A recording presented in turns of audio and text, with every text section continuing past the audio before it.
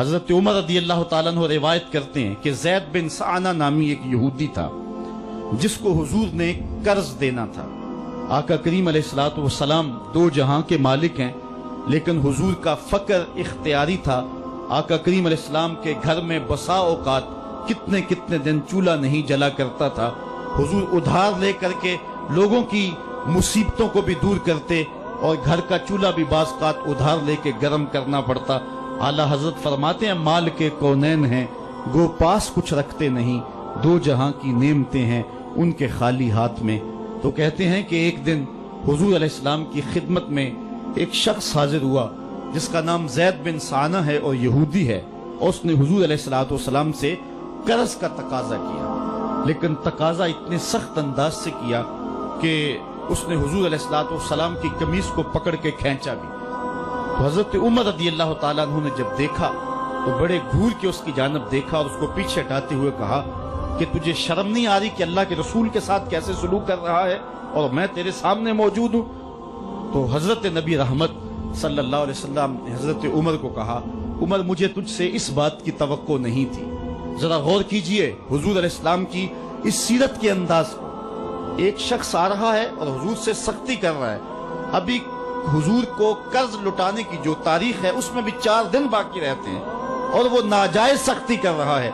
حضرت عمر رضی اللہ تعالیٰ عنہ نے جب اس کو گھورا اور سختی کی تو حضور علیہ السلام نے فرمایا عمر مجھے تیرے سے اس بات کی توقع نہیں تھی، تمہارا کام تو یہ تھا کہ مجھے حسن ادا کی تلقین کرتے کہ اچھے انداز سے قرض واپس کرو، اور اس کو جو ہے وہ نرمی کی تلقین کرتے، اور پھر آقا کریم علیہ السلام نے فرمایا اس کا قرض ادا کر دو، اور اے عمر جو تم نے اس کو گھورا ہے اس کے بدلے میں 20 وسق زیادہ کھجوریں بھی تم اس کو دو گے۔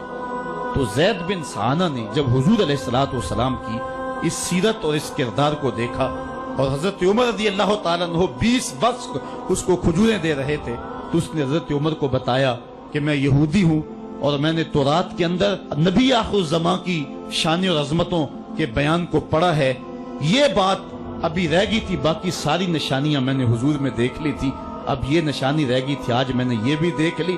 اور پھر وہ حضور کی خدمت میں حاضر ہو کر اسلام کے دائرے میں داخل ہو کر حضور کا عبدی غلام بن جاتا ہے۔ تو یہ انداز حضور علیہ السلام کی سیرت کا زمانے کو حضور علیہ السلام کے قریب کرتا ہے۔ میرا رب خود کہتا ہے لو کنت فظا غلیظ القلب لانفضوا من حولک، اے محبوب اگر تو ترش مزاج اور تنگ دل ہوتا تو اتنے لوگ تیرے گرد کبھی بھی جمع نہ ہو پاتے۔ کچھ ان کے خلق نے کچھ ان کے کردار نے کر لی، مسخر ساری دنیا شہ ابرار نے کر لی۔ حضور علیہ السلام کے پیار نے زمانے کو اس قدر قریب کر دیا کہ وہ حضور علیہ السلام پہ جانے قربان کرنے کے لیے ہمہ وقت مستعد اور فعال رہتے تھے۔ جتنا پیار انہوں نے حضور سے کیا ہے کائنات میں اس کی دوسری کوئی مثال نہیں ملتی ہے۔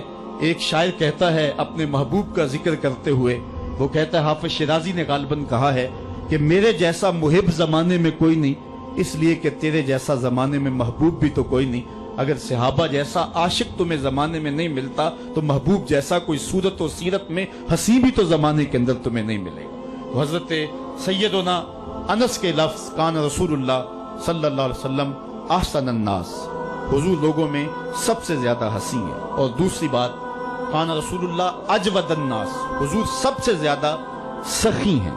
ایک شخص حضور کی خدمت میں حاضر ہوا اور اس نے سوال کیا، 2 پہاڑوں کے درمیان جتنی جگہ ہوتی ہے اتنی بکریاں تھیں حضور کے پاس، حضور نے ساری اس کو عطا کر دی۔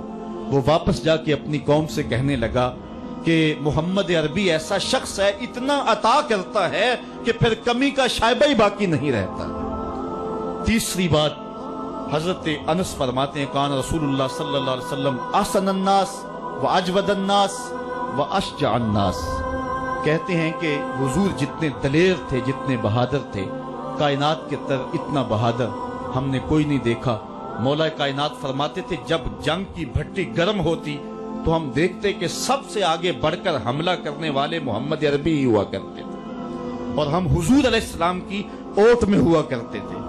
آقا کریم علیہ السلام نے اپنی زندگی میں اپنی تلوار سے اور اپنے نیزے سے جو ہے وہ کسی کو قتل نہیں کیا ہے، صرف ابی بن خلف وہ بد نصیب شخص تھا جس نے کہا تھا کہ میں نے گھوڑا رکھا ہے जिसको 16 रतन मकई के दाने रोज डालता हूं और इस घोड़े के ऊपर सवार होकर मैं आऊंगा और ए मोहम्मद माज़अल्लाह आपको शहीद कर दूंगा। तो हुजूर अलैहिस्सलाम ने फरमाया अल्लाह ने चाहा तो मैं तुझे कत्ल करूंगा। और फिर गज़वाए उहद के मौके पे जब वो आया, कहने लगा कि मेरा रास्ता छोड़ दो, और फिर वो घोड़ा लेकर के आगे बढ़ा। सहाबा आगे बढ़ने लगे तो हुजूर ने फरमाया पीछे हट जाओ।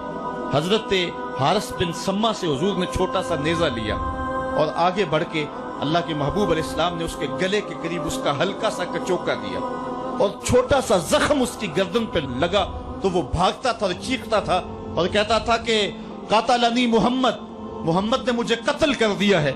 लश्कर वालों ने कहा उबई बिन खलफ अजीब बात है, एक छोटा सा जख्म है और तू इतना शोर डाल रहा है। उसने कहा तुम नहीं जानते हो कि मुझे कितनी इसकी तकलीफ हो रही है। अगर मेरी इस तकलीफ को पूरे लश्कर में बांट दिया जाए तो सारा लश्कर मर जाए। जो तकलीफ मुझे मोहम्मद की इस ज़रब से पहुंची है। उसने कहा मुझे मोहम्मद ने कहा था कि तुझे मैं कत्ल करूंगा, उसने तो फिर मुझे नेजा मारा है। मुझे यकीन है कि अगर वो मेरी जानब गुस्से से थूक भी देता मैं फिर भी ना बच सकता। तो ये हुजूर अलैहिस्सलातु वस्सलाम की जो है वो दलेरी और बहादुरी के किस्से हैं कि आका करीम अलैहिस्सलाम की ज़रब को कौन बर्दाश्त करे।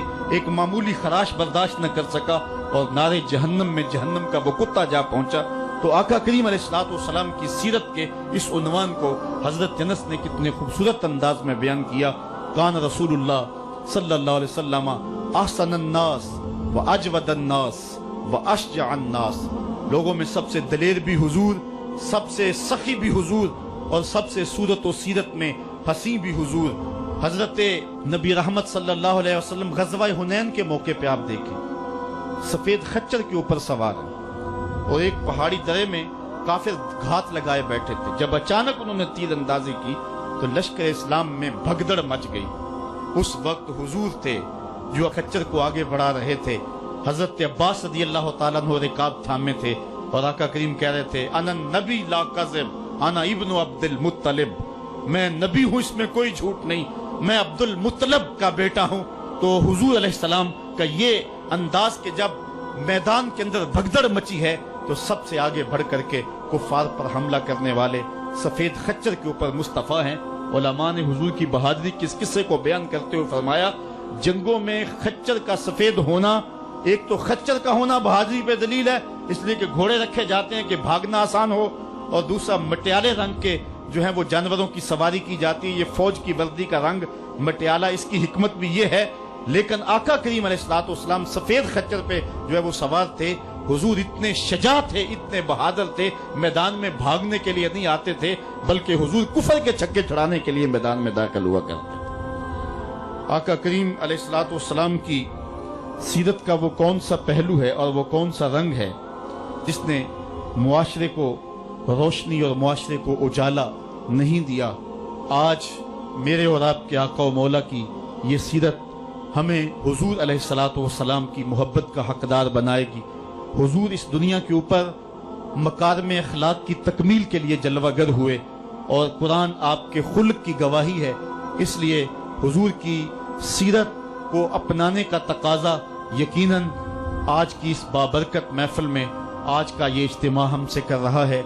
हम अपनी जिंदगी को और तर्ज हयात को हुजूर की सीरत के सांचे में ढाल करके जिंदगी की एक एक सांस और एक एक लम्हा हुजूर के नाम पे गुजार देंगे।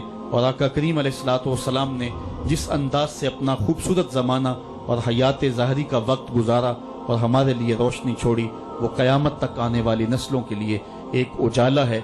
उम्मत मुस्लिमा भांज नहीं है कि उसको इबादत का तरीका किसी और जगह से लेना पड़े और हुस्न अखलाक किसी और जगह से लेना पड़े, उसको कवानीन किसी और जगह से लेने पड़े और उनको जो है वो अपनी आइली जिंदगी का निज़ाम किसी और जगह से लेना पड़े।